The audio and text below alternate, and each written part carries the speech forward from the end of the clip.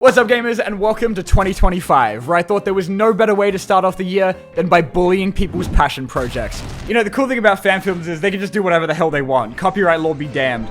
You can make, like, a sick-ass fan movie where Batman fights the Predator, or you can do one where, like, Batman gets kidnapped and tased in the balls for half an hour. You know, you can do that. No one can stop you. Now, look, the point of this video wasn't to sit here and be like, oh, wow, I can't believe this Superman fan project doesn't look as good as the $200 million blockbuster movie made by experienced professionals. We all know this shit looks like epic rap battles of history, alright? But that's not the point, because I wanted to focus more on the stories behind them, because some of these are pretty crazy. But first, it's January, so it's time for the only money I'm going to be seeing for the entire month. This video is sponsored by Raycon, because I spend about 90% of my day listening to music while I do literally anything because it keeps the voices at bay. And wireless earbuds have, like, changed my whole life. Like, I spent the entirety of my teenage years with severe life-altering injuries from those stupid wired headphones. But with Raycon's everyday earbuds, you don't even have to worry about being decapitated on a daily basis because these things are specifically designed to actually stay in your ears. These earbuds come with a bunch of features at an actually affordable price compared to other earbuds. Like, they got wireless charging, you can connect to multiple devices at once, they got touch controls so you can pretend you're using Jarvis when you're hanging up on your mum, they got noise isolation so your starving kids can't interrupt you while you're marathoning the Talk to Her podcast. And even though the Raycon everyday earbuds have a whole 32 hours of battery life, if your gym sessions are 33 hours like mine, you can still get a whole hour and a half of battery life after charging for just 10 minutes, so you can get right back to that Nightcore playlist. And you can get a case for the protective case, just in case. God, I'm on fire today. So make sure you go to buyraycon.com/diamondbolt to get like 15% off the whole site. Plus, they come with a 30-day happiness guarantee, just in case. So that's link in the description for 15% off site-wide. And now let's get back to making fun of some fan films. What a shame. Such wonderful curves wasted on an Autobot. So we're gonna start with Transformers Prime, Galvatron's Revenge. Okay, so 10 years ago, a man by the name of Carlos set out to fulfill his lifelong dream of making a feature-length, fully animated sequel movie to Transformers Prime. And after managing to scrounge up 13 grand from the most financially irresponsible fan base of all time, he and his team set out to desecrate the show's extremely satisfying finale while adding in a bunch of new characters that you can tell weren't in the show because they look like self-inserted DeviantArt seeds. Now, the original idea was for it to come out in 2017. So, you know, they only ended up being off by about 7 years. It happens. Just to put that into perspective, when this project started, the fucking Ice Bucket Challenge was still around. But finally, after a decade, in mid-December 2024, Galvatron's Revenge finally dropped on the Prime Animations channel. And was it worth it?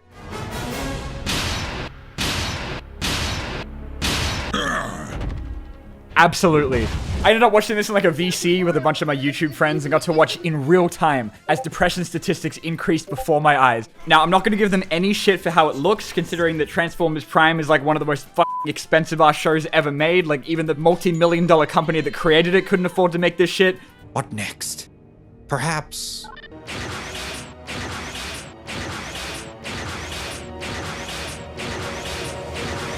Holy shit, we get the point! What it does have is some absolutely fire dialogue. How does the new hand feel, Commander? Like new. But anyway, the real reason that everyone was dragging the shit out of this movie was because of the guy they got to play Ultra Magnus and Optimus Prime. A very nice gentleman by the name of Orbital Bacon. I know why you're not out with women. You disgust women. You might be able to get an ugly girlfriend. You disgust women. This dude has done it all. He's homophobic, sexist, transphobic, anti-Semitic. This dude is collecting phobias like they're Infinity Stones. And I just know he's like one of those dudes who gets off on all the attention about it. So he's probably watching this video with like one hand. Hey Bacon, how you doing? Anyway, a week after Galvatron's Revenge came out, Carlos dropped an Oppenheimer-length explanation video that you bet I watched on 2x speed like it was a freaking uni lecture. And in Carlos's defense, he does say that most of the lines for the movie were recorded back when Harambe was still alive, which was like way before Orbital Bacon had his public crash out on Twitter. But still, like, you only had like an entire decade to replace him, dude. I mean, to be fair though, they didn't bother to replace anything. It is insane that it took a decade to make and they still left in takes where the actors fuck up the lines. We've got to make sure to clear the area to avoid any humans from being harmed. So that's probably why all the female voice actors sound like they're on a fucking Skype call, because they had to be like 20 feet away from Orbital Bacon at all times. There's no room for showboating.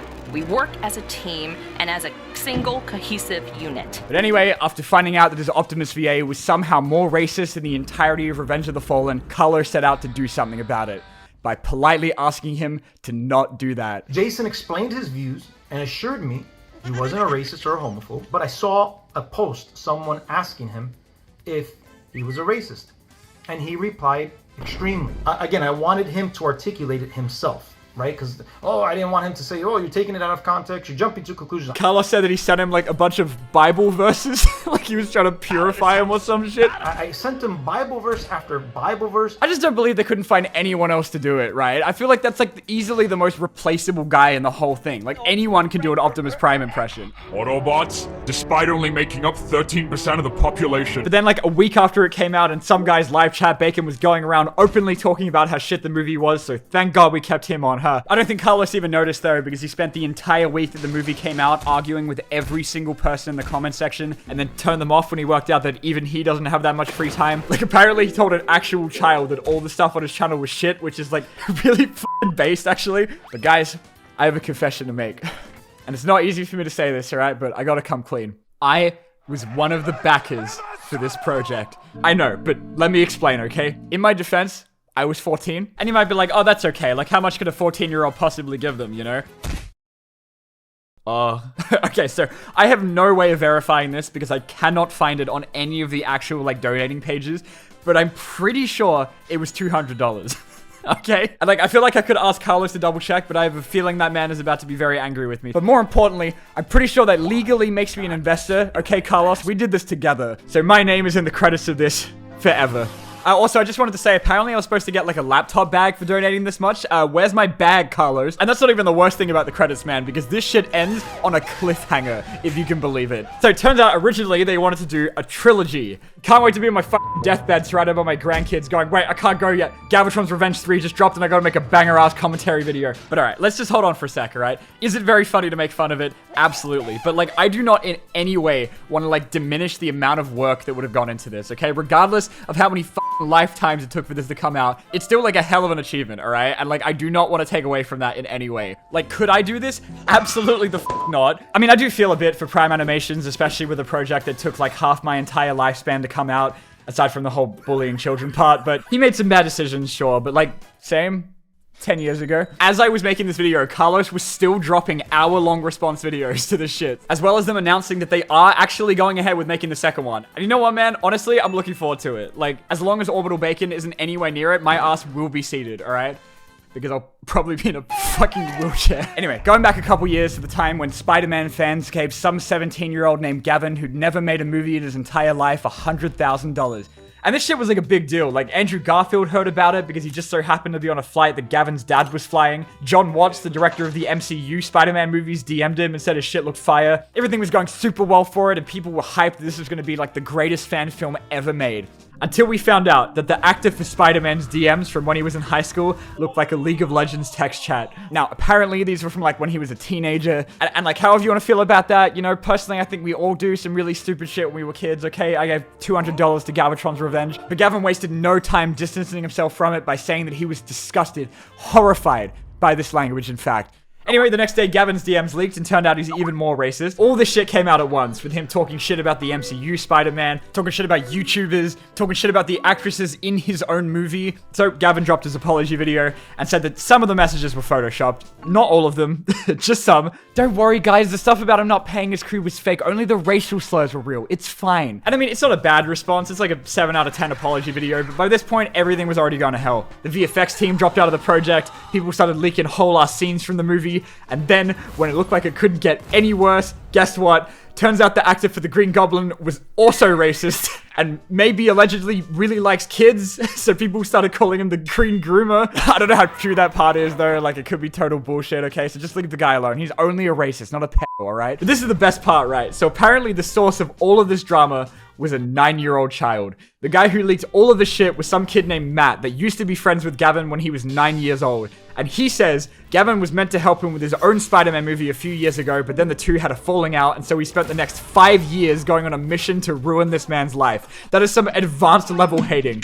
Now as for the movie itself, like, I mean, honestly, it's just fine. I did like the scene where like Spider-Man hangs out with a terminally ill child, even though I can't imagine like already dying of cancer, and then like instead of John Cena, Make-A-Wish sends you the white supremacist Spider-Man. But for being a fan-made project made by some dude that's never made a movie before, it's honestly kind of impressive, so it's hard not to feel a little bit bad about the whole thing, regardless of where you stand on the movie apparently being made by like the racist Legion of Doom. The Ku Klux Klan! In 2023, there was a Scooby-Doo and Five Nights at Freddy's crossover short called Springtrap, where the guy just had to go and use the AI voices for most of the cast, which the creator explained he only did because he was broke as fuck and the most he could afford was paying some guy on TikTok $10 to do a Shaggy impression. But I mean, like, personally, you know, if you can't afford to have voices in it, then like, maybe just don't use voices. And to the guy's credit, he did redub the entire thing with the actual voice actors a couple months later, which was super cool of them. I'm glad I can watch it now without having an existential crisis about the future of humanity. I never would have found this secret room without your help. Yo, did I ask you to speak? But then, one of the voice actors for Daphne found out about it and had like an actual mental breakdown. A situation happened where a filmmaker made a Scooby animation, and I got really angry about it. I may have overreacted just a little tiny bit. Okay, so just about wrapping up, I thought we may as well have a look at some fan games as well while we're here. So obviously, Hunt Down the Freeman, a Half-Life fan game which started out as like a really ambitious way of bridging the gap between the first two games in the series and ended up being bullied so hard that it now has an achievement for not refunding it. And it like released on Steam in 2018. And if you're wondering how an unofficial fan game using Valve's assets and IP can be officially released and cost more than both Half-Life games combined, that's a fantastic question. The game launched in like the same state as your average AAA game. It's got, you know, missing textures, sections you couldn't get past unless you turned on creative mode, and some anime dub tier voice acting. You fucked up my face. And now, you have my permission to die. But, you know, the real reason everyone memes on this game is for its 50 minutes of fully animated and voice-acted cutscenes with an all-star cast of professional YouTubers who have never voice-acted in their entire life, like Pyrocynical. The aliens are coming! We've been compromised! Spit it out, Corporal! Oh, Colonel. We are so fucked. I Hate Everything, playing an Asian guy. Whoever is at the top of his command dies. And Keemstar as the president. My fellow Americans, as your president and commander-in-chief, you fucking stupid bitch! This stupid fucking justice, oh fucking righteous fucking... And I mean, yeah, maybe on paper it seemed like a great idea to pay a bunch of YouTubers to be in the game so they could promote it, but like, when you hire a bunch of channels famous for talking shit about stuff, I mean, I don't know what you expected when you hired the guy called I Hate Everything. Here's the thing though, alright? Gordon Freeman is not in this game called Hunt Down the Freeman. They full-on clickbait you and plaster him all over the art and trailer, but he is not in the game. Because it turns out in the actual game, the dude that attacks you is just wearing a helmet because it's not the actual Gordon. So they just lied. That is some, like, Morbius trailer level bullshit. If your mother was alive, she'd be proud of you, son. My mother is dead? And of course, last but not least, Sonic Omens. And okay, this one's fun. There was a time when everyone was calling this like one of the greatest Sonic fan games ever made, and that's like a pretty freaking high bar, okay? Like, I was only gonna play a little bit of it to get like a vibe for the game, but then I like almost ended up beating the whole thing, and like the only reason I didn't was because I fucking suck at it. Genuinely, like, the cutscenes are almost the quality of like an actual Sonic game, which I know isn't saying a lot, but you get what I mean, right? If you can ignore the slight Russian accent everyone has, it almost sounds like a real game. I can't get distracted from my mission. Excuse me, what the actual fuck? And you can tell the people behind it are like huge Sonic fans because of all the deep cut references. Like, it's got Chris Thorndike in here, you know, that little shit from Sonic X. Isn't that true? My friend? It is! It's Sora! But like, genuinely, I only had good things to say about it. It's got like great gameplay, the music's goated, the game files contain fully textured underwear on a model of a 12-year-old girl. Wait, what? Is it like a mandatory requirement that you're like not allowed in your schools when you get hired for fan projects? Jesus Christ, man. Now, even though a lot of people run with this story, I actually can't say for sure how true it is, okay? My source for this is fucking Know Your Memes, so... And as you can imagine, I wasn't like super keen on looking too hard for it. Like, I was just happy to take people's word for it so I didn't go on a fucking government watch list. Now, Sega is like one of the most lenient companies of all time when it comes to fan works, unlike someone I know. So these guys like taking advantage of that by like trying to monetize their Sonic fan game by like running ads on their Game Jolt page was kind of putting the future of like every other Sonic fan game at risk, which is like kind of a shitty thing to do. There's a lot to this one I just don't have time to get into. Like, there was some guy called Farquhar who dropped like a whole ass Google Doc of evidence against them, and apparently the devs got like so pissy about it they were trying to work out how to sue him for defamation, like over a fan game that they don't own the IP of. Like, what? Anyway, that's all from me. Thank you guys so much for watching. If I look really tired in this video, by the way, it's because it's like New Year's right now and I am like fucking exhausted, but I'll see you guys next time after I actually get some sleep. All right.